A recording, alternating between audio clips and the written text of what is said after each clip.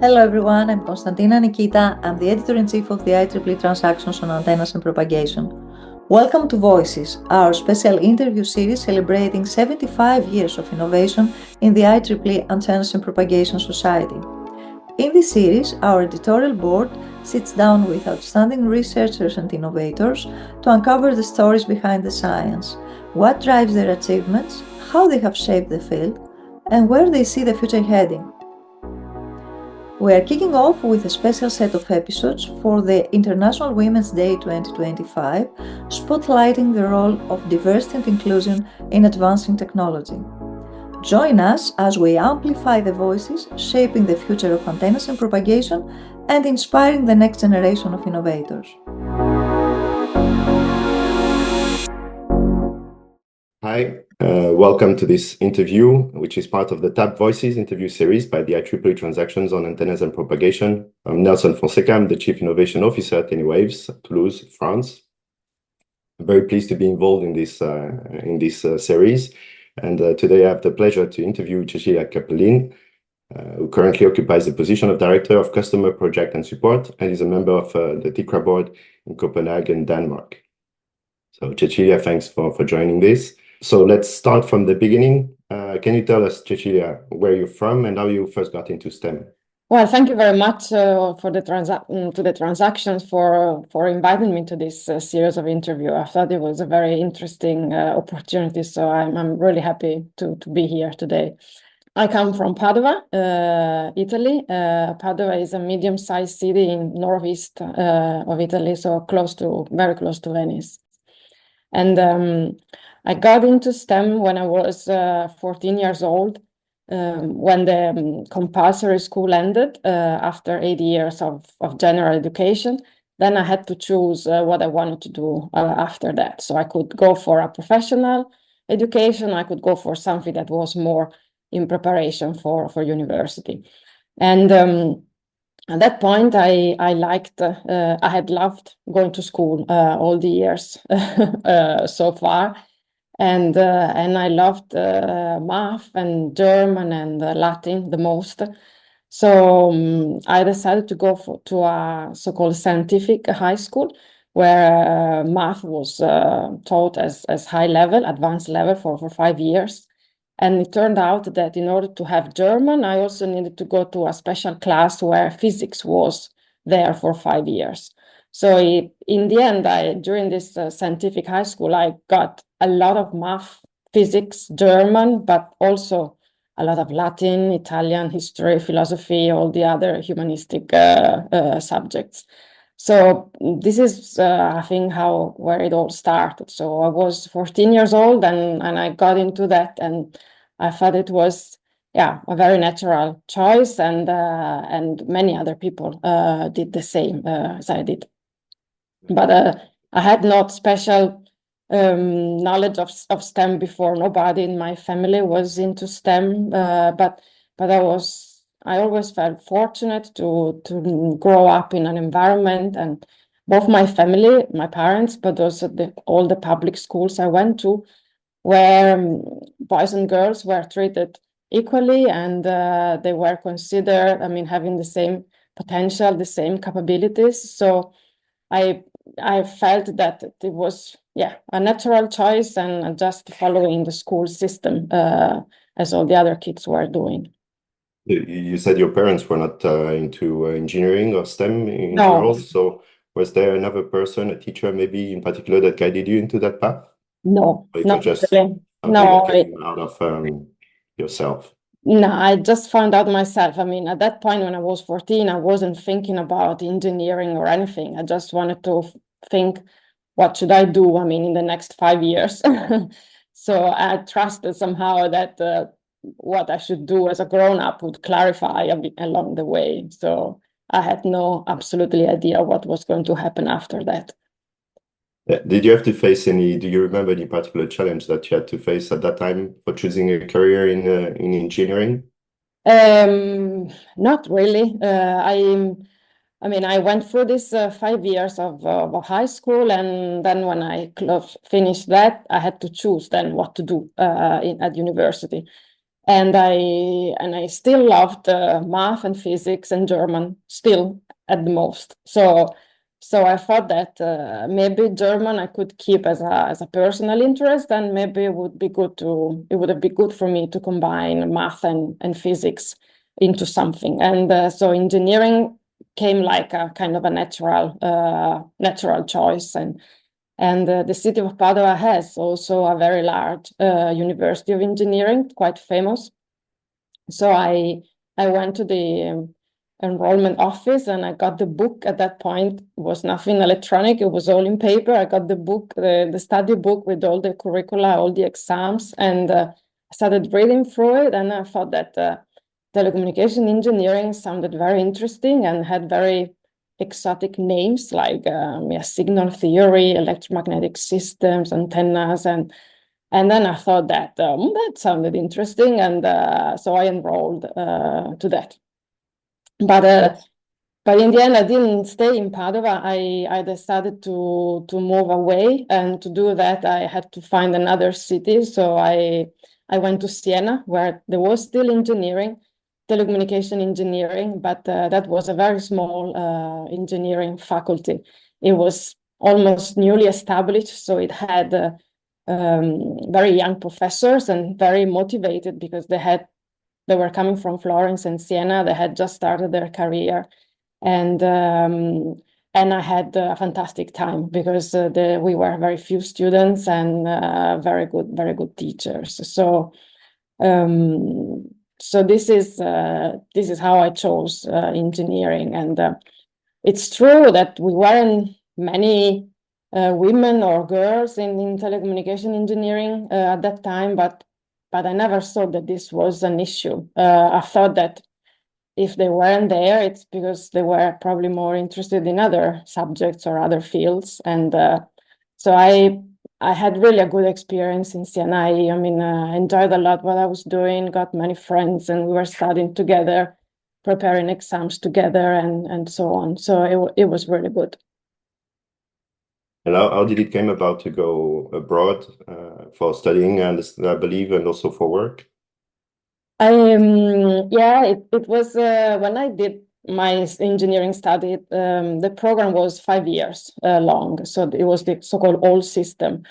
So in the first 2 years, we had a lot of basic classes, and these were common to all engineering fields. And then from the third year, you got your more special courses. So this is where I got signal theory, electromagnetic fields, and so on. And at that point, I thought that it would have been good to have a semester abroad with the Erasmus program. And so I started looking at the possibilities for this, to have that done a year later, so during the fourth year. But I had to do all the paperwork a year in advance. So I looked at where Siena had connections in Europe, and there were a few small universities in England and in France. And then there was something in Denmark with the Technical University of Denmark. It was a large polytechnicum. And I thought that that sounded interesting. I had never been to Denmark before, and it was a large university. So I thought that maybe that could be a good thing. So I had to find, the courses that I could then translate and use in my education in Italy. So that was the most challenging part, because they had to be given in the right semester. They had to match my curriculum.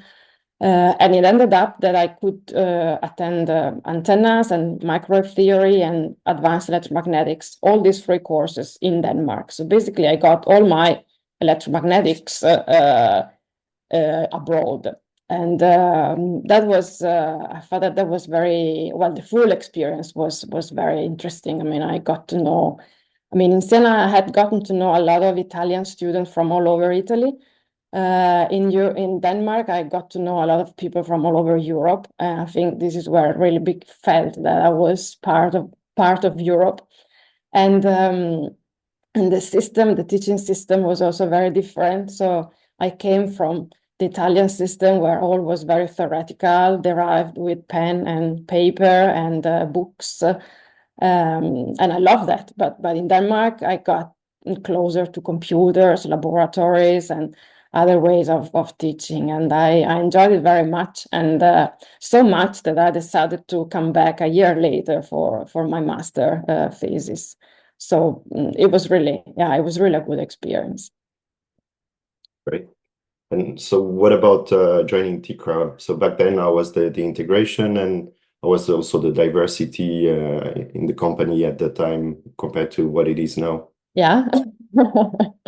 So I joined so I finished my education in Italy. I did my master thesis in Denmark, but my degree was from Italy.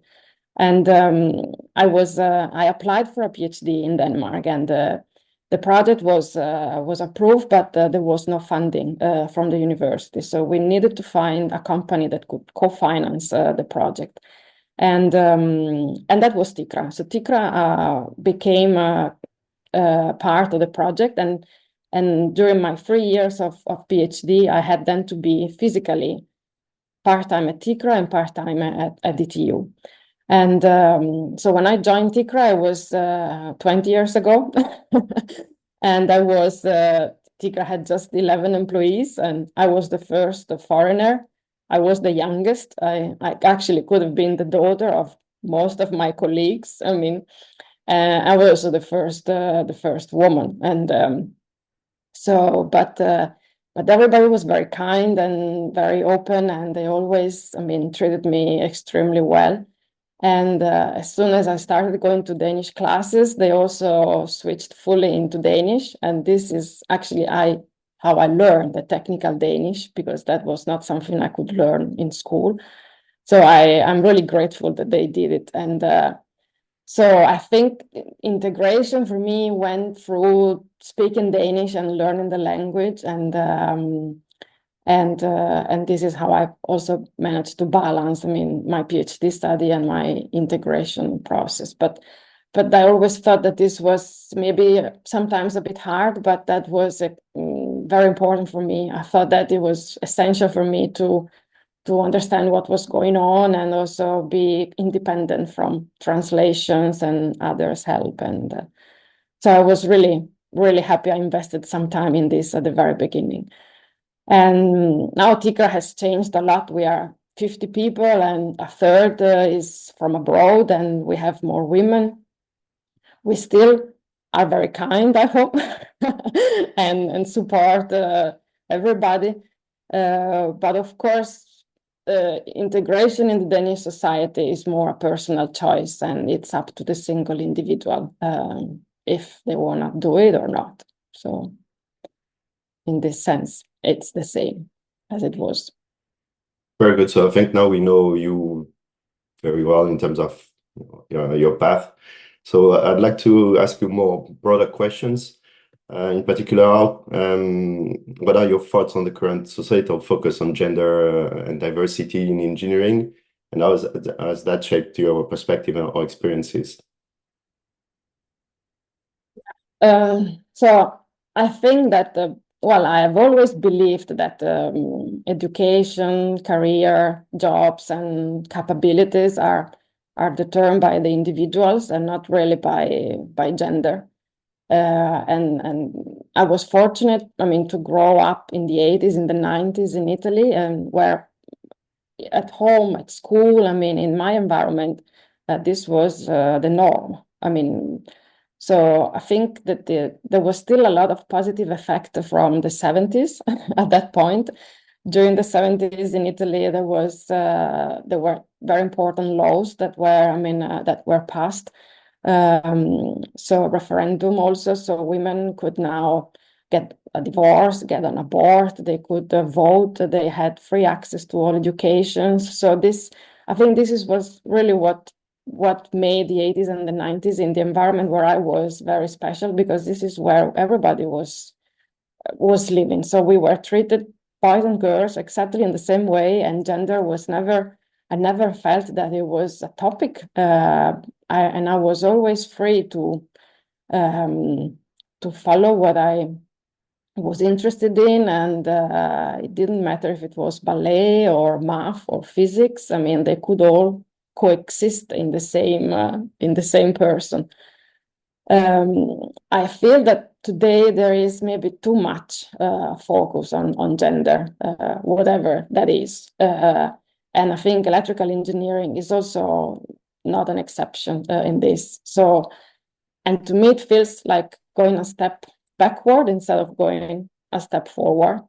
And even when it's maybe well-intentioned, this emphasis on gender differences, for me, can have some unintended consequences. Like, I think we risk to create a story where people see discriminations or barriers, even in fields or in environment where they may not exist.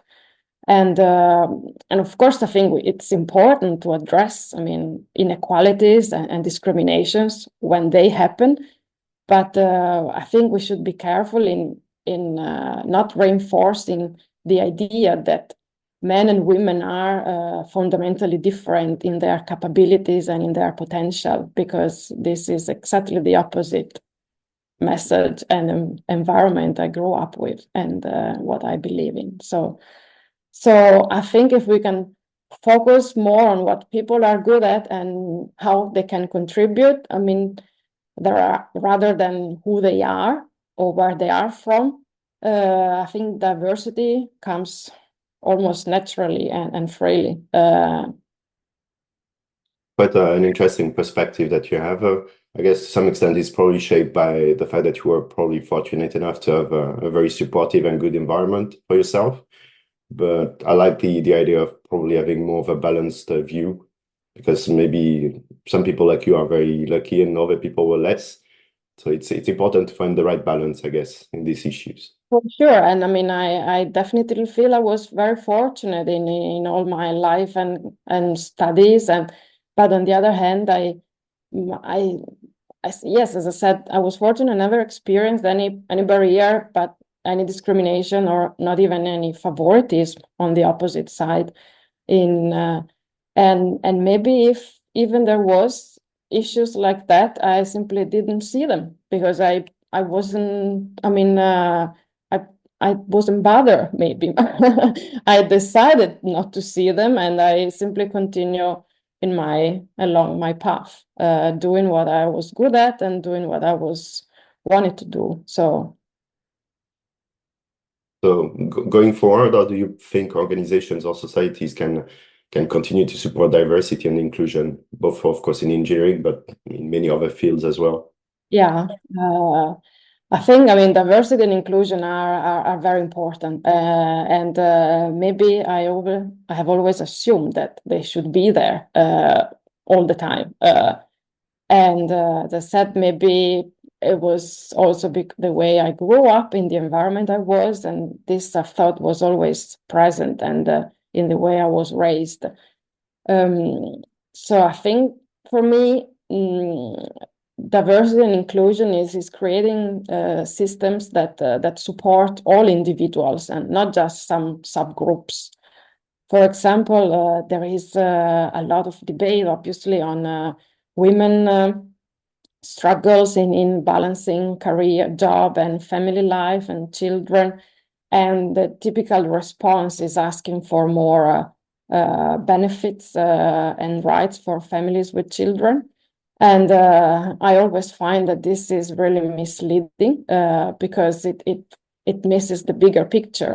What about all those that don't have children, maybe couldn't have children, maybe their children have grown up, or maybe they have older parents they need to take care instead. Or so I think everybody deserves the possibility to balance work and personal life, and it shouldn't matter if personal life is filled with the children or is filled with hobbies, friends, older parents, volunteer work, whatever. So I think, I really admire the Danish society, the Scandinavian society, where not only families are supported, but all individuals as a whole. So there is this famous work-life balance of Scandinavian countries. It's based on the fact that you are supposed to be effective and productive in your working hours. But then as soon as that ends at 4 or 5 in the afternoon, that's your second part of the life. So you can pick up your kids, you can train for a marathon, you can do whatever. You are not expected to work because you have done that already. So I think this gives support and equal boundary conditions to everybody, and makes individuals happier because they can actually not only work but take care of their own person and friends and interest. People are more happy, and workplaces are definitely more inclusive because all categories, all groups are free to express themselves and become, I mean, and aim at their well-being. So, and I think if society, I mean, in other countries could do something similar, a lot of the pressure which is now on women would naturally, I mean, diminish because it wouldn't be them against all the rest, but everybody would have the possibility to do something else after 4 o'clock. Talking about this balance between professional career and your personal life, you've been talking a bit broadly, but yourself, what are some of the, let's say, tricks or strategies you implemented to try to keep that balance?